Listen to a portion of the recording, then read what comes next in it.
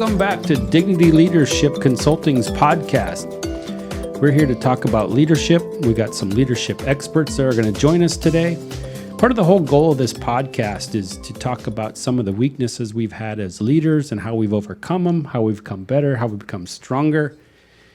And I think it's all about learning and growing to become a good leader. So with that, today in the house, I got Rebecca Griego and Brooke Coleman. So Brooke, this is your second trip back to the episode. Yes. Thank you. Yes, thank you for having me back. It's so fun. Well, welcome. And Rebecca, this is also your second trip back I know. to the show. Thank you. I finally made it, and I have a headset now, so I'm feeling really official. We've been promoted. You've been promoted, right? Yes. That's a good thing. So, last show we were talking, I don't know if everybody heard the last show, but I'm hoping they were listening. And by the way, I totally missed this piece earlier, but I'm Rich Levine, and I'm the founder of Dieter of Dignity Leadership Consulting. And it might be some of the outside extracurricular activities that our producer Kevin E's been giving us. But anyway, you can find me. You can find me on LinkedIn. I'm also on Facebook under Dignity Leadership Consulting. I've got an Instagram page. We're out there on social media, but LinkedIn's the biggest place. But anyway, so let's get back to Brooke and Rebecca, because they're really why we're here today. In the last show, Rebecca, you were talking, and I've heard this from you before, and I absolutely love it. But your personal concept of leadership, or your theory, and you've got a story behind it and how you tell it, and it was all about, cookies, homemade cookies. Can you go into that for us a little bit, please? Sure. I think I was just craving cookies. No. It was a final class, and I was baking, and most people say cooking you do with your heart. Baking is a science, and there's been this argument. What is leadership? Is it a science? Is it something you can learn? Is it something that comes from your heart? I think it's a little bit of a blend. So I created this analogy that it's like a good chocolate chip recipe. And I think you know that you're going to use flour. You know that you're going to use butter and chocolate chips. So I think in leadership, you're going to strip the ego. You're going to show up and be authentic. And I think you need to have empathy and good futuristic thinking skills. So those are kind of your base ingredients, and you can choose to add a little more or a little less of each of those, and it will create your unique style of leadership and how you interact with everybody else. And I think that's a beautiful story. And with your permission, I stole it and I used it for a presentation I did. And I added to it a little bit. But so if we're going to go into kind of where I come from, so everybody understands, is a manager and leader, and using those terms interchangeably. Everybody thinks one and the other is the same. But for me, expanding on your cookie theory, which I think is incredible, by the way, it's like walking into the grocery store, and you can walk down the cookie aisle and you can buy a bag of Chips Ahoy, right? Mm-hmm. With me? And that's like being a manager, right? Yeah. Here it is. It's cookies. Yep. You can't deny it. It's got sugar, it's got flour, it's got chocolate chips or whatever. And then you can move it on, like you were saying, the science or what have you, one step farther. And you can walk back a little farther in the grocery store, and you can go to the cold section, and you can find pre-made cookie dough, right? Mm-hmm. And now you got pre-made. So now, well, you know what? I like more chocolate chips, or I like macadamia nuts in mine, or what have you. And you can change it up a little bit, right? Now we're adding some more ingredients. And now we're progressing. We're learning and growing. And then for me, like what you kind of said was the final stage is it's homemade cookies. It's grandma's homemade cookies for me. And why grandma's homemade cookies? Did grandma ever make a bad homemade cookie? She knew exactly how you liked them. She did it with love and with empathy and all these other things. And I think leaders can learn from your example, which I think is incredible. How do we make more homemade cookies? So let's tackle that. How do we do it in a leadership term? I think for me, it comes down, or at least starts off with being authentic. And sort of just that homemade and all of those extra little pieces that you don't get in a cookie cutter model of anything. Paying attention to those small details and really focusing on what you want your leadership style to include. Yeah, and we talked last show a little bit about people being individuals and unique. not every chocolate chip cookie is the same, right? And you got to make it so not everybody likes the same chocolate chip cookie either. And using that model, some people like Chips Ahoy. There's nothing wrong with that. Some people like, the take and bake, and then some people they just need that extra.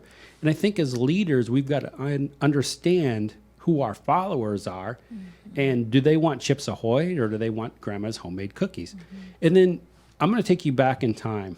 All right, so this is October of 2019, if I recall, and I was in class with you, Rebecca, and you were going through this, and you went one step farther past chocolate chip cookies. Can you tell us about that? Some people want brownies, Rich. And absolutely. And how does that fit into leadership? It's unique. Exactly. You know what I've been thinking the whole time? It's all 'Cause the same ingredients, It's but all they the same come ingredients. They together. come different. Yeah, they come together differently. I remember you saying something, and you said, I didn't have it at home, but some people like to sprinkle nuts in it. And I'm a big fan of sprinkling a little almonds. Is it a day for a macadamia, or is it walnuts? But there's something to that, because the flavor changes. It adds richness, depth. And when you're talking about leading people, you need to look at each individual. What do they want? Like, what are they looking for that you can tap into, that you can build into, you can pour a little bit into, and they become richer and more, there's more depth to them, and there's more that they can offer because you've helped them move along. It's so funny because behind the scenes, while I was preparing for that final presentation, I was getting feedback from my sister, and she was like, "This is great," until I got to the brownie point. And she was like, "You completely lost me." So it took me a second to remember that I did throw that extra step in there. But I had like a brownie it. that day, by the way. I did not partake in your cookies and brownies because of dietary restrictions brought upon by myself, but that's all right. I wish I would have. I'm sure they were incredible. But part of this is, so when you do leadership, it is like making cookies for me. There's a lot of different ingredients that go into making cookies, and everybody's ingredient package is different. For mine, it's trust, it's hope, it's compassion, it's consistency. And what is it you guys do? What do you put into your leadership style that makes you a better leader? I have listened to your podcast. I've been able to be on it once, and you bring up the squishy details of human aspects, and I can't help but ooze that out of me from every pore in my body. I am about those soft, squishy details, which is interesting because I came from a military background where it was very regimented. So for me, it's come down to just being authentic and realizing that my personal brand, my type of cookie, if you will, may not be for everybody, but there is a place in people who do like that and people that need that type of leadership style. I don't think my idea is to make one ultimate style. I think lots of different leadership techniques and styles need to be incorporated. And for me, just being authentic and true to who I am has yielded the best results. And it took a long time. I tried to live up to this fake idea of what I thought a leader should be like or look like, how they should act like. Even coming down to outfit choices today, I was like, oh, do I need to wear a suit jacket? And I was like, no, I am a floral print dress girl through and through. But choosing to always show up as myself has been my newest number one. Yeah, you bring up a great topic that I think we need to discover or get into a little more for our listeners. And that's, being authentic. How do you be authentic? And I think when leadership topics come up, so many people believe that there's one way to do leadership. And whatever that one way is, it's in their head and that's how they have to do it. And then they get stuck in, okay, in a book it said I have to do X, so now I'm going to go do X.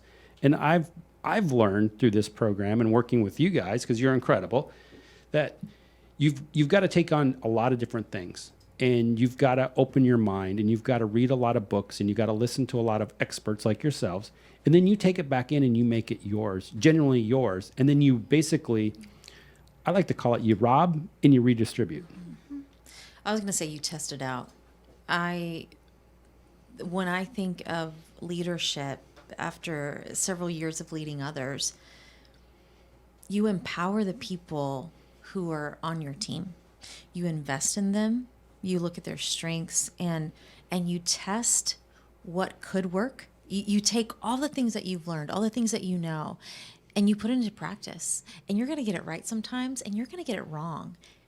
And the key to getting it wrong and fixing it and changing it is acknowledging that it didn't work the first time, but that's okay. Yep. We're going to grow from that and learn from that and see what comes next. Yes. And I agree with that, because I think what we've got to do as leaders, we've got to let go of our ego. We have to admit that we're not perfect. Nobody's perfect. I mean, we can try, but in my history, kind of growing up and watching people through my career, is some of them think they're perfect. They think that their answer is the one and only answer, and that's how things have to be done. And through trial and error, I've learned that there's multiple ways to get things done. Yeah. And I don't like to, tell somebody, hey, we got to get from A to Z and here's how you do it, right? There's multiple ways to do it.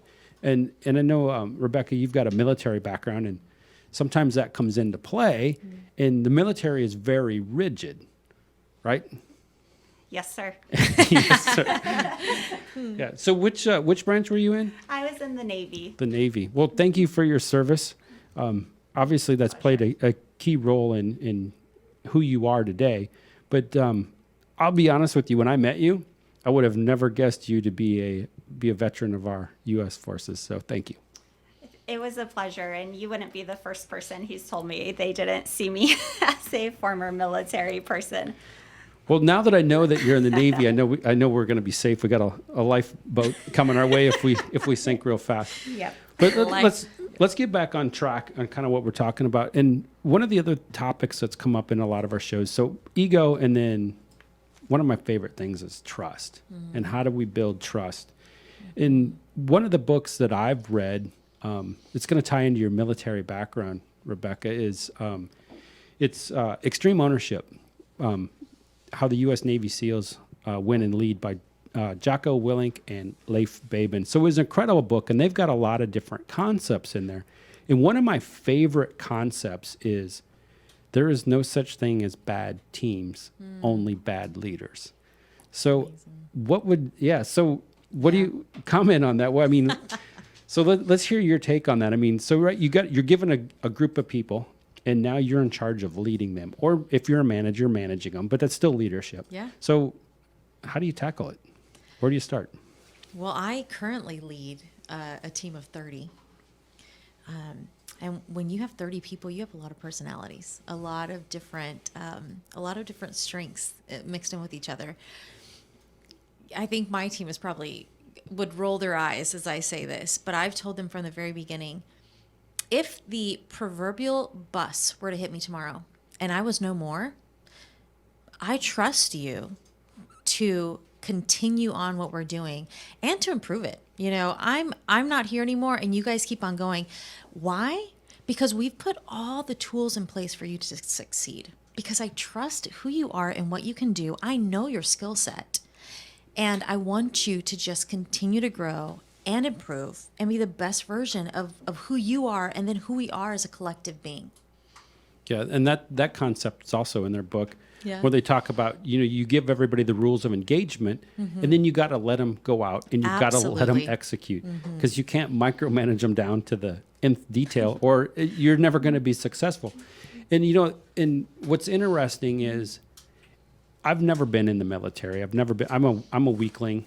Thank you for all the veterans out there that went and defended my freedom.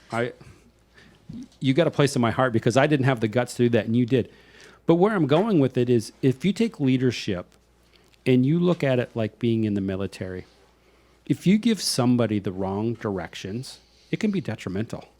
I mean, it's the difference between turning left and missing a hidden mine, or turning right and going over it.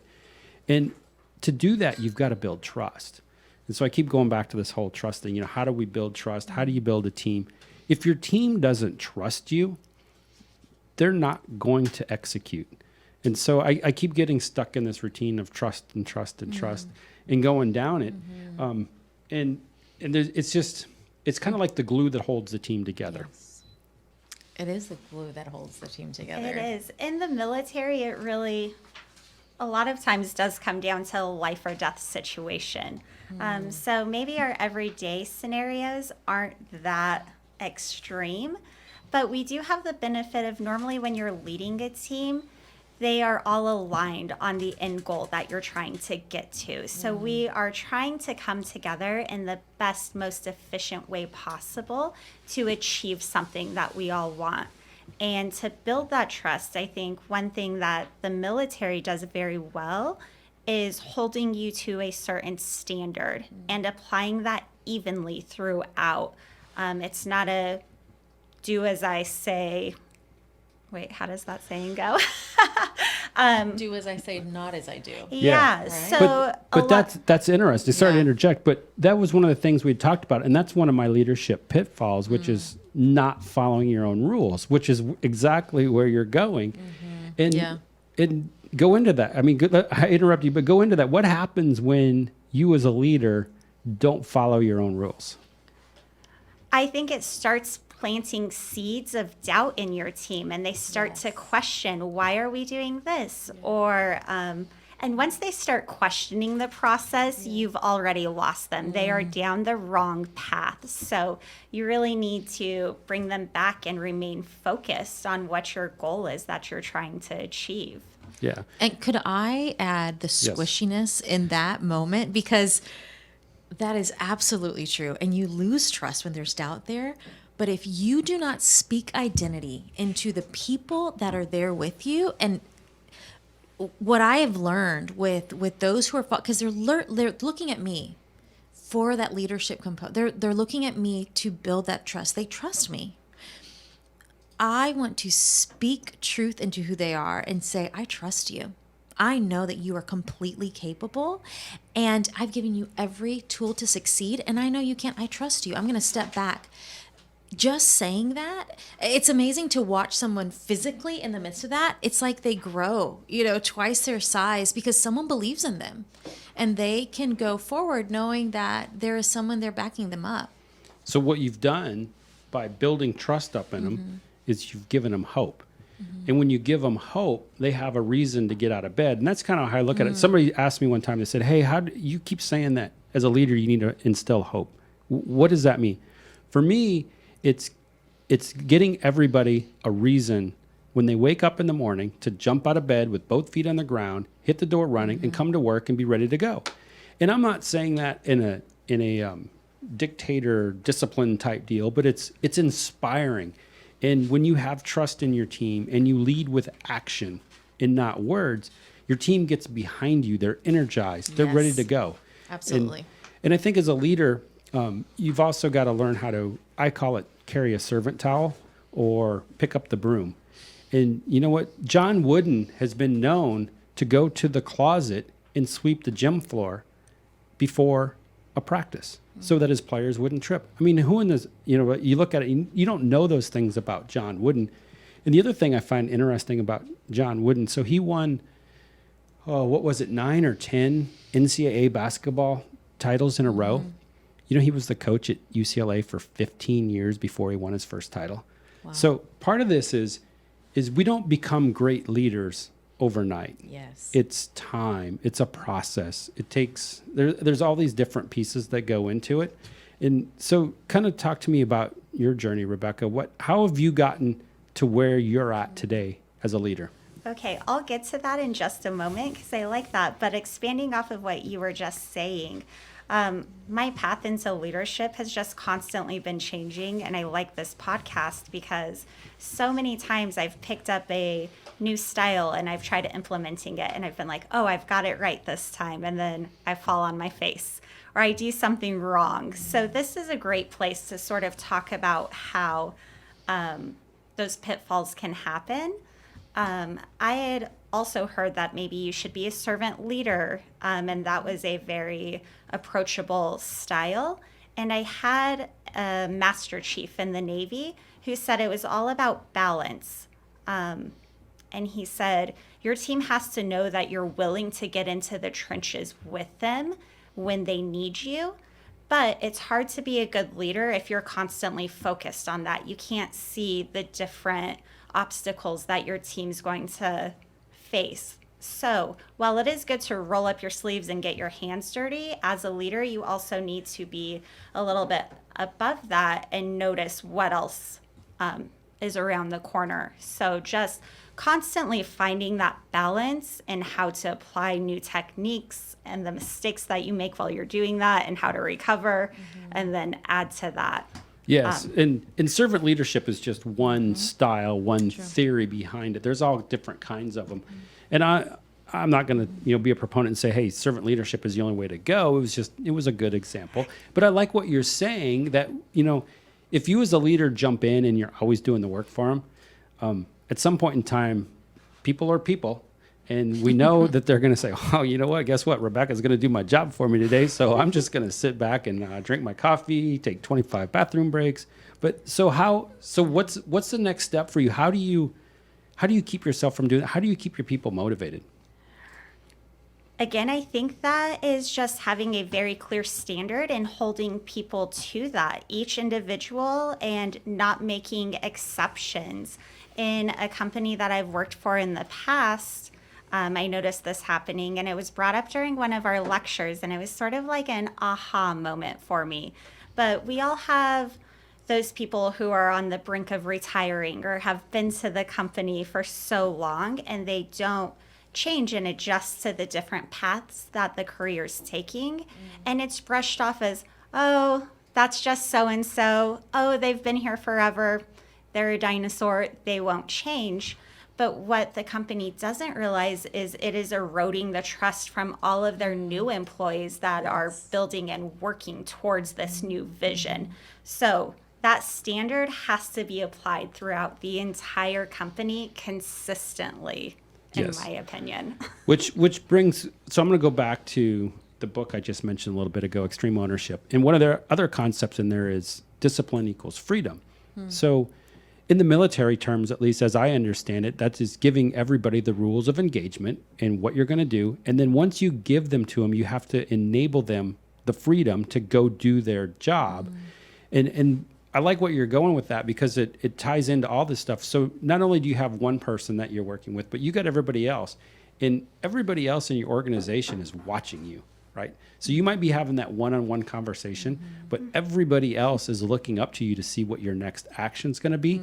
And depending on how you handle that can make or break trust within your team. And so the biggest thing for me comes back to it's being sincere, it's being consistent, and it's being honest with yourself. And they say you can't treat everybody the same, or can you? So you kind of got to take a balance on that as well, right? Can I just say Yes. on both of the points y'all are saying, absolutely. When I think about leading the team that I have now, I work for a nonprofit organization, a very large nonprofit, whose basis is servant leadership. You lead as a servant. You come and humbly, and I've loved that concept. And you also need to keep your people accountable. Like it's both and it's not one or the other. And so it is such a challenge. I can't wait to hear what you'll share too, because that is so true. That discipline is key. And I would say, I don't feel like I'm hitting that out of the park. I love to inspire those. And then I get so frustrated when they're not reaching that level of perfection that I put on myself. Yeah. And it's not mine to place on them, but the expectation needs to be a certain level, and they do need to accomplish the expectation for the team, for the organization as a whole, to move forward. So how do you do that well? Well, here's the answer I'm going to give you. At work, we have a saying, keep paddling. And it means all different kinds of things. Number one, it means we're never going to give up, right? You got to keep the boat moving. But now going to what you guys are talking about is there's no free rides on our boat. All right. We only got enough seats on the boat. And if you're going to be on the boat, you better be helping us move in the direction we need to go. Otherwise, we've got to get you off the boat. And that's an unfortunate thing. And every leader runs into it. But if your team or your followers aren't drinking the Kool-Aid, if you will, or following the vision, and then you got somebody sabotaging it. And unfortunately, we live in a society where negativity seems to creep into everything we do. And I don't know what it is about negativity or negative attitudes, but they're contagious. It's like a wheelbarrow full of apples. And if there's one rotten one in there, next thing you know, you got the whole wheelbarrow's full of rotten apples. And I'm really big on working with my team on attitude and, waking up every morning. We talked about hope, being happy, getting up, having a reason to come to work. Well, that comes down to the leader. The leader's got to inspire the team. You got to show them what's going on. You got to give them the right attitude, and you got to give them a reason to row the boat. Yes. Yeah. So for me, I think having that standard be consistent is more important. And this changes depending on the size of your team that you're really trying to lead. But once maybe they're not living up to that standard, how you approach that individual could be tailored to their needs. Do they need to create a development plan so they know where they're headed? Does it need to be more of a stern, we're writing you up because this is against the rules? I think the way that you can approach each individual, that's where you have the opportunity to tailor it to their needs. But that standard needs to be held high. So what I like about what you're saying is give them feedback. And more importantly, let's give them feedback often. And if they have often consistent feedback, then you're going to avoid the negative situations of having to do the write-up, of having to do the termination. People are looking for self-confidence, and you can instill that by telling them what they're doing great and then talking about, okay, here's some things we need to work on. The other thing I'm a big proponent of is leading by strengths, and that's finding out what people are good at, which means you've got to understand that person, you got to learn to know them, and then you got to find a role for them in the organization where they can contribute using their skills. Because I think there's nothing more punishing to an individual's confidence than telling them they stink at the role you hired them for and that they're not doing very good. Well, then I think that's back on you as the leader. You hired them, you picked them to do that role. Where did that come from, and what did you do, and how do you prevent that? So a lot of it comes down to the beginning stages, right? How do we hire good people? Yeah. So is there anything you guys use when you're out recruiting, trying to find people? Any traits that you're looking for that you're trying to hire in people? I would say, and I've said this always as I'm hiring people, it's not the hard skills those can be taught, those can be trained in, but it's those soft skills, interpersonal skills, listening skills, teamwork. Can you work as a team? Can you take feedback and grow from there? Yes. So there's 6 things I think that you can be in control of. Let's see if I can get all 6 of Okay. them. Number 1, your work habits. How hard are you going to work? Number 2, your attitude. Are you showing up with a good attitude? Your network. You control your own network. You build your network. You got to surround yourself with positive people. Your physique. It says a lot about you. Do you take care of yourself? Because if you take care of yourself, it's going to help you move on to the next thing. So there's a lot of different discipline things that go into you as a follower being a great follower. And that's also the leader working with the followers to make them better. But once again, I'm getting the signal from Kevin E., the Monster Millennial on KEPX, that we're running out of time. Sorry, man, I got to do it. Yeah, we're running out of time. We're up against 30 minutes. So anyway, for all of our listeners out there, thank you for joining us. We're going to keep doing this. We're going to have some more episodes coming out. Once again, I'm Rich Levine. I am the founder of Dignity Leadership Consulting. You can find me on LinkedIn, rich.levine. I'm also on Facebook, Dignity Leadership Consulting. I've got an Instagram page under the same name as well. And we thank you all for listening, and have a great day. Bye. Bye. Thank you.